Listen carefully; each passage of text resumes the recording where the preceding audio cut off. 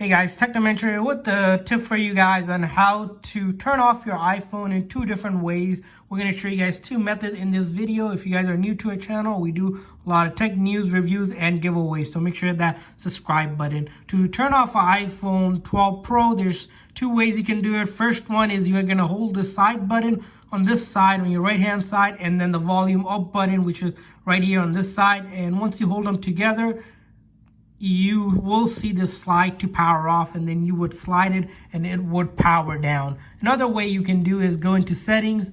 Once you're in your settings, you're going to go to general, and then you're going to go all the way down where it says shutdown. And then if you click here, same thing, slide to power down will work. So these are the two methods so you can shut down the phone if you're experiencing any issues or just need to shut off the phone. Hopefully this video tip was helpful. If this video tip was helpful, please make sure to hit that like button and subscribe button for future tips and tricks for your iPhone devices. Thanks for watching, guys. See you guys next time.